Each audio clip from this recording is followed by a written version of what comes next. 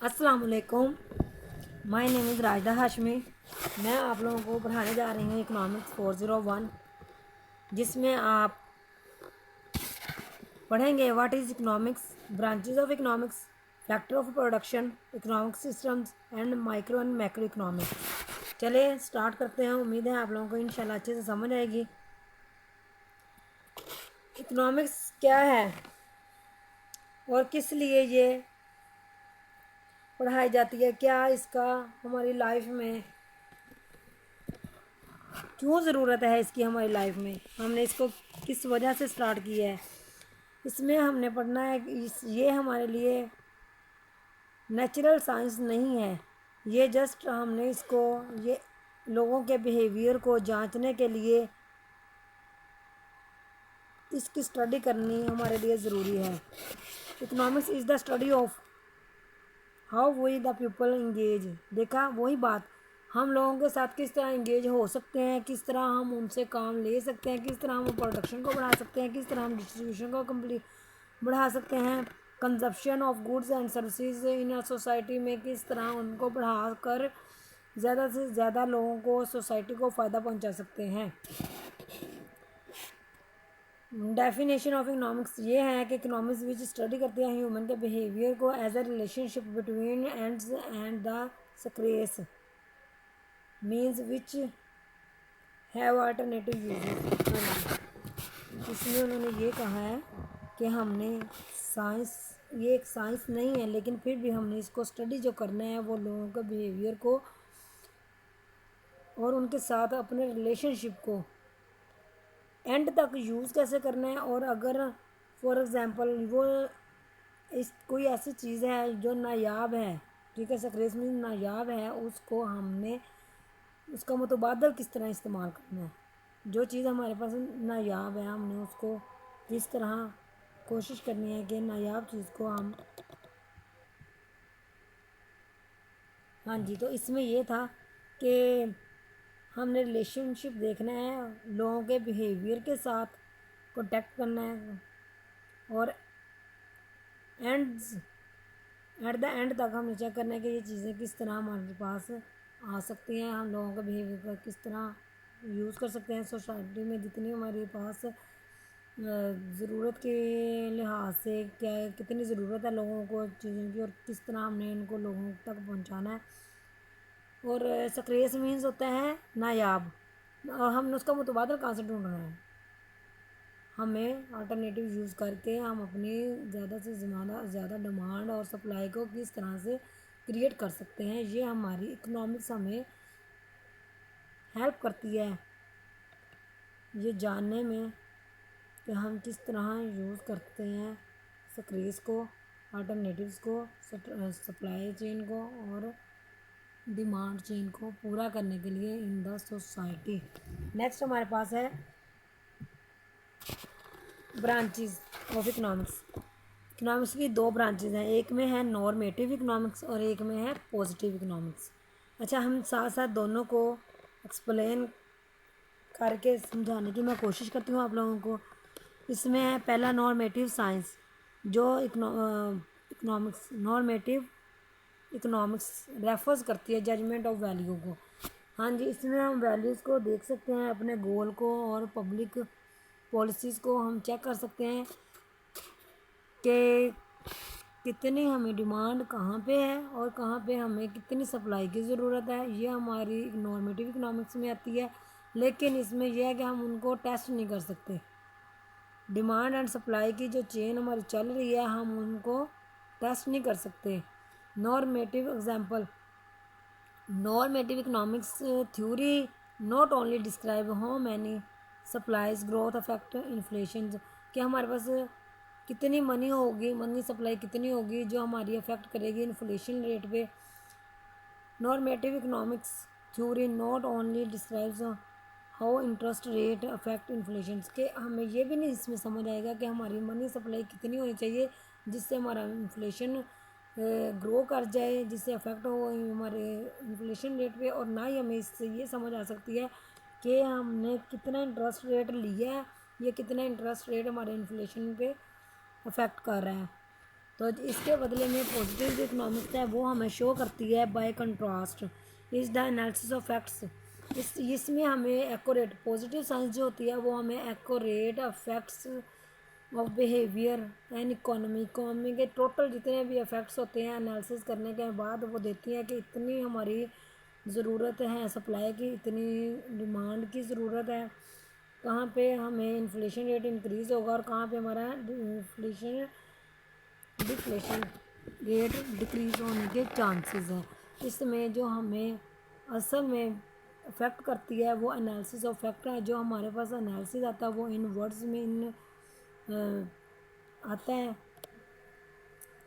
Records में आता है, जिससे हम परफेक्ट जांच कर सकते हैं। Positive economics theory might describe how many supply growth affect inflation. हाँ जी, ये वही बात है। पॉजिटिव इकोनॉमिक्स हमें की जो थ्योरी होती है वो हमें डिस्क्राइब कर देती है कि हमें मनी सप्लाई में कितनी ग्रोथ रेट हमारा अफेक्ट होगा इन्फ्लेशन पे। And a positive economics theory might describe how many interest rate affect inflation. इसमें भी हमें पता चल जाता है कि इन्फ्लेशन रेट इंटरेस्ट रेट पे कितना अफेक्ट करेगा। Goods are the things which are produce to be sold. और हमें कितनी चीज़ों को प्रोड्यूस करना पड़ेगा चीज़ों को सेल करने के लिए, और हमारी सर्विसेज जो होती हैं for the customer but not producing goods, ये हमें कितनी ज़रूरत है। हमें सर्विसेज मीन्स कि हमें ऑफिस में या हमारी स्कूल्स में कितनी सर्विसेज की ज़रूरत है, कितनी प्रोडक्शन लेवल पे हमारी सर्विसेज की ज़रूरत है, वो एनालिसिस करके हमें एक्यूरेट टर्म एंड कंडीशंस बताती हैं। ये हमारी positive science. Factor of production कौन कौन से होते हैं? इसमें है लैंड, स्कैर्सिटी, रेशनिंग, लैंड ज़मीन यूज फॉर एग्रीकल्चर और इंडस्ट्रियल पर्पसेस, और as well as industrial resources taken from above और बिलो द सोल। हाँ जी, इसमें आपको समझ आ गई है कि जो हमारा फैक्टर ऑफ प्रोडक्शन है, वैसे तो हमारे फैक्टर ऑफ प्रोडक्शन 4 हैं, तो इसमें नेक्स्ट भी आपको पढ़ाए जाएंगे। अच्छा, स्कैर्सिटी में है जो ज़मीन है, ये देखिए ज़मीन, ये लैंड हमारी है, वो हमारी इंडस्ट्री एरिया को, एग्रीकल्चर एरिया को हमें इंक्लूड करते हैं। हम इसको ज़मीन को एग्रीकल्चर एरिया के लिए और इंडस्ट्रियल एरिया के लिए ये हमारी यूज़ होती है। और नेक्स्ट हमारा storage of resources, because economic resources are unavailable या unable to supply all the goods demand. जो स्कैर्सिटी होती है इसमें हमें शॉर्टेज होती है हमारे पास रिसोर्सेज की, जिसमें हम गुड्स और डिमांड्स को और सप्लाई चेन को, हमारे जो रिसोर्सेज होते हैं वो नायाब होते हैं, जिसकी वजह से हम चीज़ों को पूरा मीट नहीं कर सकते, लोगों की डिमांड और सप्लाई को, गुड्स को मीट नहीं कर सकते। Rationing process by which we limit the supply और amount of some economic factors which is scarcity available. Rations में ये होता है कि हमारे पास एक लिमिट होती है जिसमें हम सप्लायर को या सप्लाई को एक फैक्टर दे देते हैं कि इतनी हमारे पास चीज़ें मौजूद हैं, इस चीज़ से इतनी हम बना सकते हैं, या इन चीज़ों से हमें इतना फ़ायदा हासिल हो सकता है, हम इतनी सप्लाई कर सकते हैं, इतनी डिमांड हमारे पास आ चुकी है। ये हमारे हेल्प करती है रैशंस।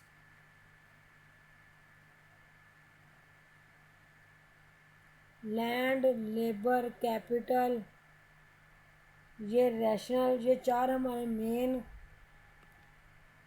फैक्टर्स हैं।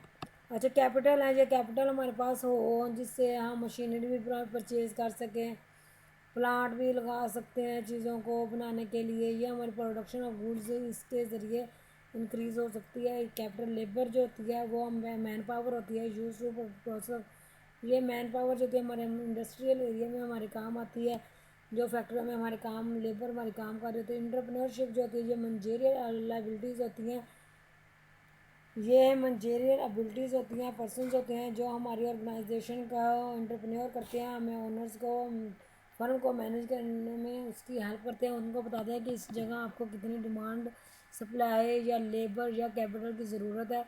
तो ये हमें एंटरप्रेन्योर करके किसी भी फैक्ट्री को चलाने में हेल्प करने के लिए ज़रूरी होती है। फॉर एग्ज़ाम्पल इसको हम कहते हैं मुआयना करना। एंटरप्रेन्योरशिप मुआयना करते हैं हमारी फैक्ट्री का, उसमें ये हमारे मैनेजर्स को अच्छे अच्छे मशवरे देते हैं जिससे हमारी प्रोडक्शन को इंक्रीज़ करने में, हमारी लेबर मशीनरी उनको इंक्रीज़ करके ज़्यादा से ज़्यादा प्रोडक्शन बढ़ाने में मदद करते हैं। कैपिटल यूज़ करके मतलब कैपिटल को इंक्रीज़ करने के भी मशवरे दिए जाते हैं इसमें। इससे नेक्स्ट हम पढ़ने जा रहे हैं इकोनॉमिक सिस्टम्स। इकोनॉमिक सिस्टम में a free market capitalist economy is system in which the questions about what to produce, how produce and home produce. अच्छा, इसमें उन्होंने कहा है कि इकोनॉमिक सिस्टम में ये चीज़ का क्वेश्चन उठता है, ये सवाल या निशान है हमारे लिए, मार्केटिंग के लिए, मार्केटर्स के लिए, कि हमने इकोनॉमिक सिस्टम को किस तरह, कैसे हमने व्हाट टू प्रोड्यूस, क्या प्रोड्यूस करना है, कैसे प्रोड्यूस करना है, किस जगह पे प्रोड्यूस करना है, किस लिए प्रोड्यूस करना है, डिसाइड करते हैं कि demand and supply interactions in the market, जो इंटरेक्ट करते हैं मार्केट को। अब इन्होंने क्या करना है, इन्होंने पहले मुआयना करना है, एनालिसिस करना है। हमारा एक बैंक है यूबीएल, विहाड़ी बाज़ार में बुरे वाला की ब्रांच है, ठीक है। और हमें दूसरी इसी की यूबीएल की ब्रांच हमने देखनी है कि हमारी नेक्स्ट किस एरिया में होनी चाहिए जहाँ पे आबादी ज़्यादा हो, लोग जल्दी से जल्दी जाके अपने अमाउंट निकलवा सकें या डिपॉजिट करवा सकें, लोगों के लिए आसानी हो, ठीक है। तो वो इसका एनालिसिस करते हैं मैनेजरियल एबिलिटीज़ पे। मैनेजर्स जो वो चेक करते हैं कि हमारी दूसरी ब्रांच की कहाँ पे ज़रूरत है, कहाँ पे लोग इतनी दूर से हमारी ब्रांच तक आते हैं। फिर वो कोशिश करते हैं कि विहाड़ी बाज़ार एक है तो हम दूसरी ब्रांच कोशिश करते हैं आरब बाज़ार में बना दें, ताकि लोगों को डिस्टेंस भी ज़्यादा ना हो, टेंशन भी ज़्यादा ना हो। ये हमारी डायरेक्ट रिलेशनशिप होती है जिससे हम सिलेक्ट करते हैं एरिया को। और इसी तरह हम चेक करते हैं कि हमारे पास कोई भी चीज़ हम ले लेते हैं, शूज़ शॉप ले लेते हैं या क्लोथ शॉप ले लेते हैं कि वो हमारी ऑलरेडी रेल बाज़ार में काम कर रही है, तो हमें दोबारा एक और ब्रांच बनाने की ज़रूरत है। तो हम कोशिश करेंगे कि वो ज़्यादा दूर ना हो, लोगों की रसाई उसमें ज़्यादा से ज़्यादा हो, तो डायरेक्ट लोग जाके हमारे भी यहाँ पे चीज़ें परचेज़ कर सकते हैं। हमने इसके लिए डिसीजन लेने होते हैं। ये हमारी डायरेक्ट रिलेशनशिप होती है लोगों के साथ। हम कमिटमेंट करते हैं कि हमारी जो पहली प्रोडक्ट है, पहली हमारी शॉप है, उससे दूसरी शॉप जो हम बना रहे हैं वो ज़्यादा दूर ना हो, लोगों ज़्यादा से ज़्यादा नज़दीक लोगों के रसाई हो, ताकि वो ज़्यादा से ज़्यादा जाके चीज़ परचेज़ कर सकें। अच्छा, नेक्स्ट है हमारी कमांड और planned economy. A mode of economic organizations in which the key economic functions for whom, what, how to produce are principally determined by government directives। इसमें भी वही चीज़ बताई गई है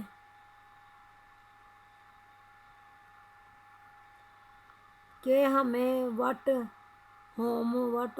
कौन सी चीज़ किस जगह कैसे हमें डिटरमाइन करनी चाहिए। और ये इसमें डायरेक्ट रिलेशनशिप में लोग, इंडिविजुअल लोग या मैनेजर्स लोग वो डायरेक्टरशिप में होते हैं, डायरेक्ट फैसले ले सकते हैं। लेकिन कमांड और प्लान इकोनॉमी में गवर्नमेंट डायरेक्ट इसके ऊपर इम्प्लीमेंटेशन करती है। गवर्नमेंट के अदारे जो होते हैं वो खुद इस चीज़ को चेक करते हैं कि किस जगह हमें किस चीज़ की ज़्यादा ज़रूरत है।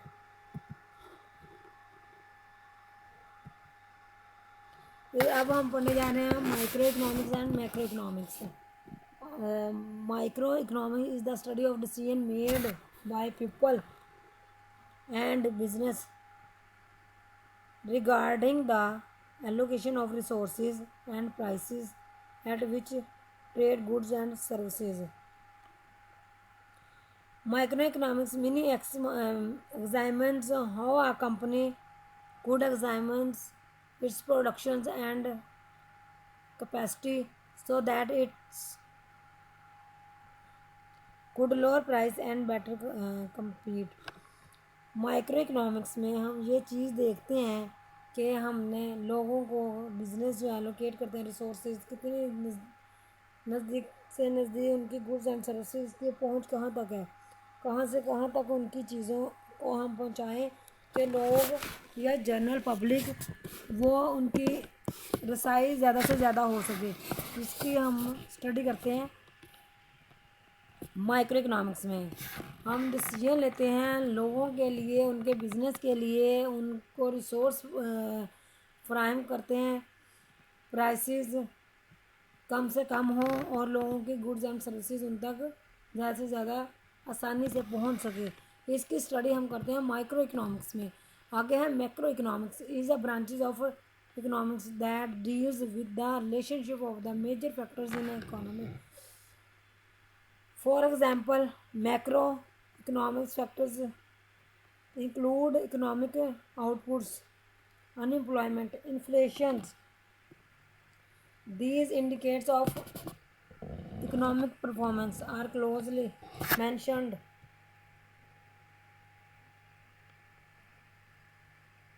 monitored by governments, business and consumers alike. अच्छा, इसमें मैक्रो इकोनॉमिक्स में ये ब्रांच है इकोनॉमिक्स की, जो इसमें रिलेशनशिप होता है वो गवर्नमेंट लेवल के फैक्टर्स के साथ होता है कि कहाँ पे हमने चेक करनी है हमारी एम्प्लॉयमेंट, बेरोज़गारी का रेट क्या है, हमारे पैसे की कदर कम है या ज़्यादा है, या हम ये चेक करते हैं कि हमारी इकोनॉमिक परफॉर्मेंस जो होती हैं वो अच्छे तरीके से चल रही है या नहीं सही तरीके से काम कर रही। तो ये होता है कि बाय गवर्नमेंट के थ्रू बिजनेसमैन या कंज्यूमर ये मिल के मैक्रो इकोनॉमिक्स के ज़रिए सर्वे करते हैं, जिसमें इन सारी चीज़ों को एक्सप्लेन किया जाता है